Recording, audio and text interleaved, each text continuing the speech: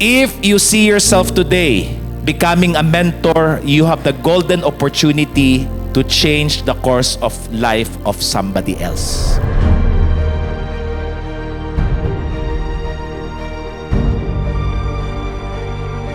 God has always been there to love you no matter what. Which means what? You all have been very deserving to be loved as well.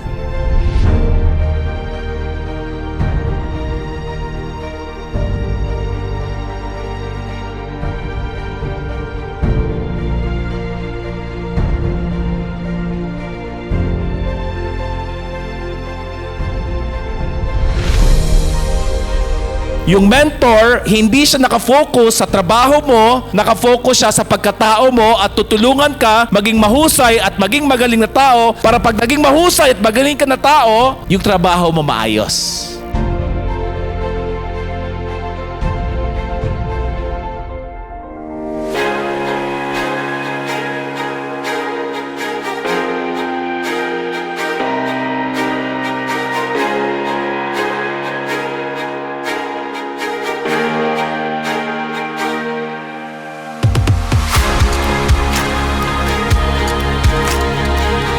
The truth is, you have always had the capacity to be successful. The truth is, the solution in your life, you always have. Nakalimutan mo lang dahil sa sitwasyon ng buhay, kaya you're living life as if.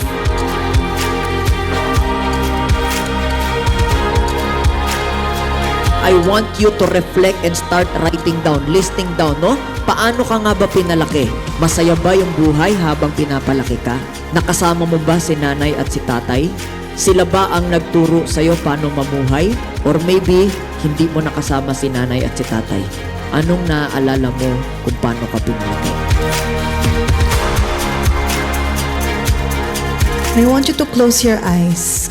And as you close your eyes, continue taking deep breath in and exhale. And I want you to notice emotions that's showing up for you right now. I want you to notice and become aware of what's real for you, of what's true for you. Dito ko natutunan para mawala yung self-destruction na yan. You just need to forgive. And I want to take this time to forgive myself kasi kung ano man yung hindi ko nakukuhang full potential kasi I am self-destructing. Learn to ask for what you want by being vulnerable, expressing yourself. There's no guarantee, but the most important part here is you keep on practicing, keep on practicing, keep on practicing.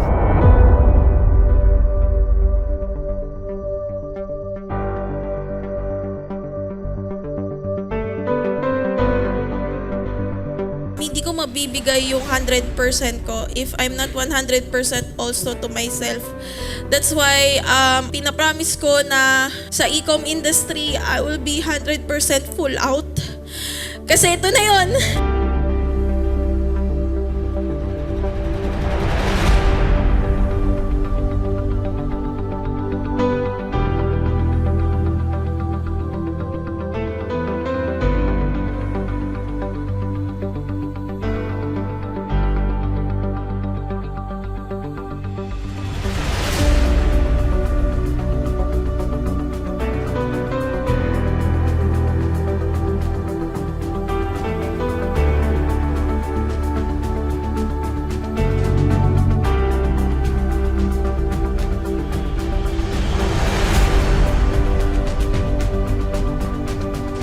Commitment, compassion, forgiveness, openness. This is us. And it has always been with us, but maybe because of our own life experiences, our bags, nakalimutan lang natin.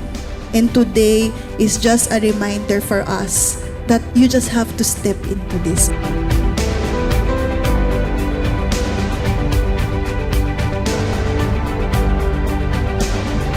If you want to create the success that you always want in your life, your ultimate number one priority is to make sure that you invest a lot of time, energy, effort called growth mindset. Beginning that, it allowed me to start seeing myself differently.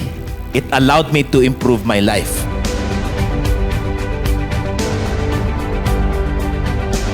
This community is here because we want to empower abundance.